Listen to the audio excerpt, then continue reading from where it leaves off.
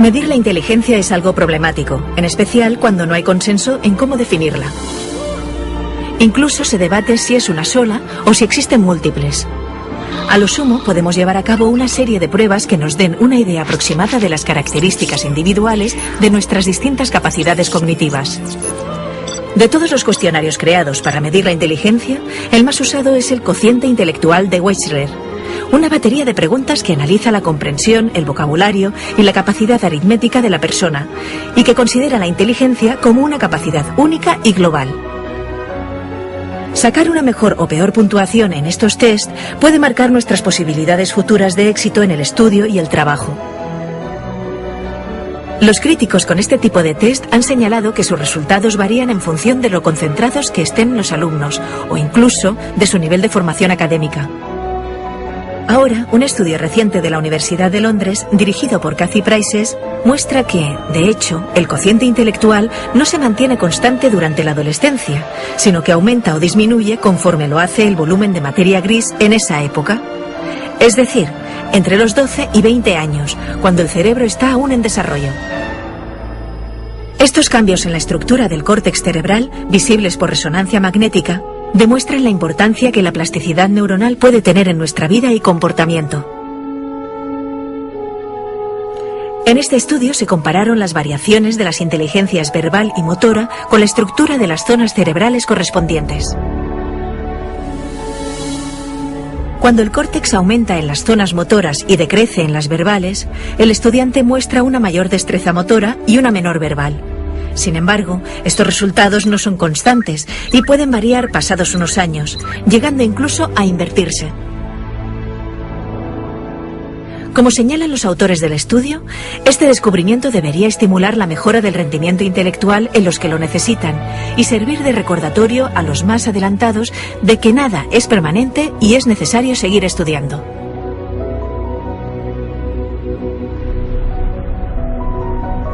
La disponibilidad de ordenadores personales, dispositivos portátiles, tabletas gráficas, significa que ya no tenemos que enseñar la misma cosa del mismo modo ni examinar de una sola manera.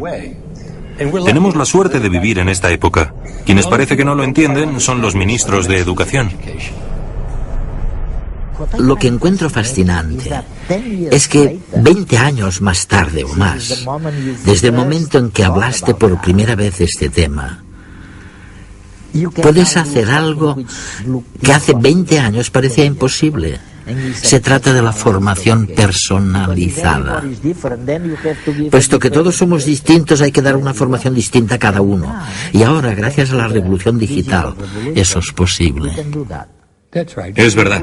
Estamos solo al principio, pero el software y el hardware son cada vez más versátiles.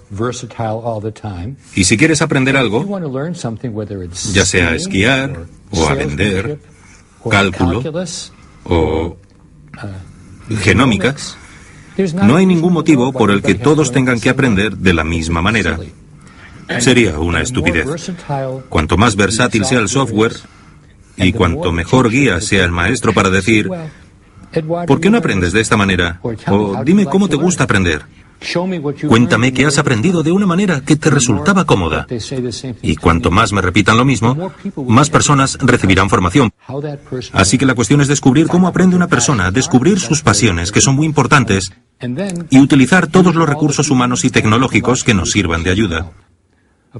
Por supuesto, se trata de un ideal, pero estamos mucho más cerca de ese ideal de lo que habíamos estado nunca antes de la revolución digital.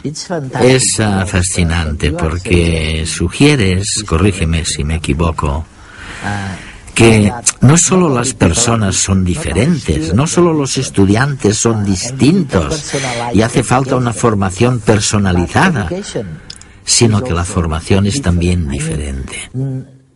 Es decir, los maestros deben cambiar, porque, como acabas de decir, una materia concreta no se enseña de una manera determinada, puede enseñarse de diferentes maneras.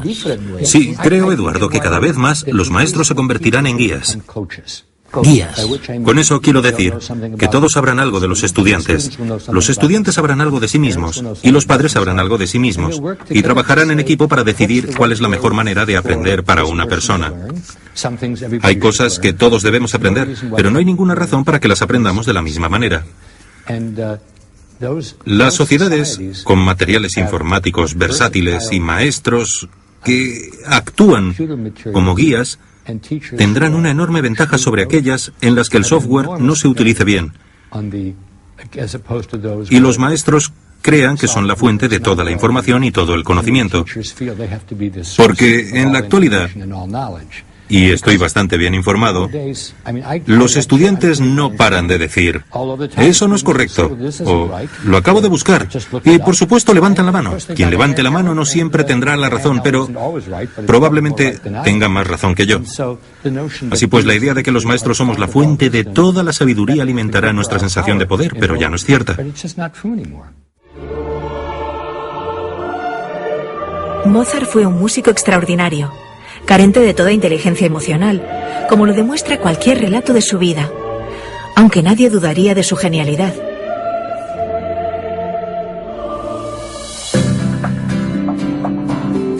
Al igual que Mozart, nuestras capacidades o inteligencias múltiples pueden tener un desarrollo desigual sin que ello represente un obstáculo para la realización personal. Sin embargo, un resultado negativo en un test de inteligencia tradicional suele asociarse a una condena al fracaso. Librarnos de este estigma social es el mayor logro de la teoría de las inteligencias múltiples. Cada uno de nosotros pensamos y aprendemos de maneras distintas.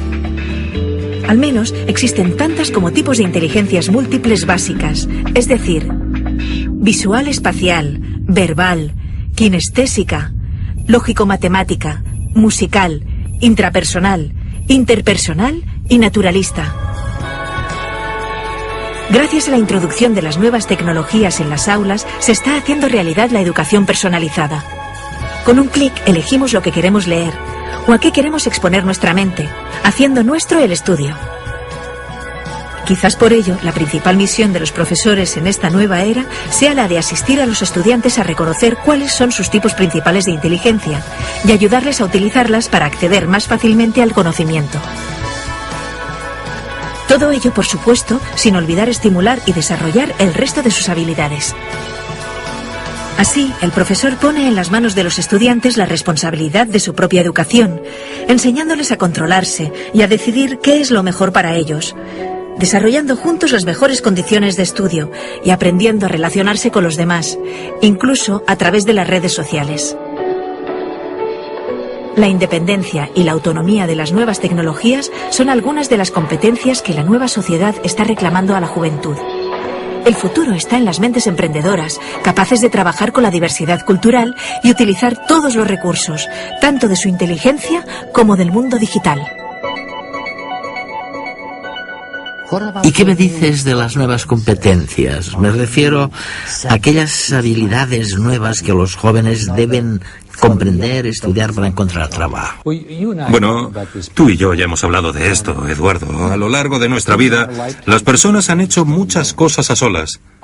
Pero ahora, todo consiste en trabajar en equipo, en red, en llegar desde distintos lugares a un mismo sitio, trabajar eficientemente y no volver a ver a esa persona.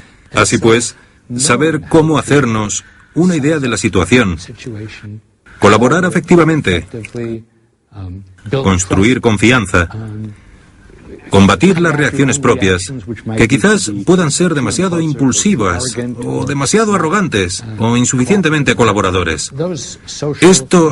Todos estos factores sociales, emocionales, entran en la categoría de la comprensión de uno mismo. Me refiero a la inteligencia interpersonal.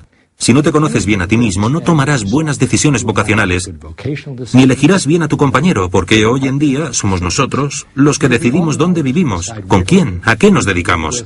Soy profesor en la Escuela de Educación y propongo cambiarle el nombre por el de Escuela del Aprendizaje de por vida.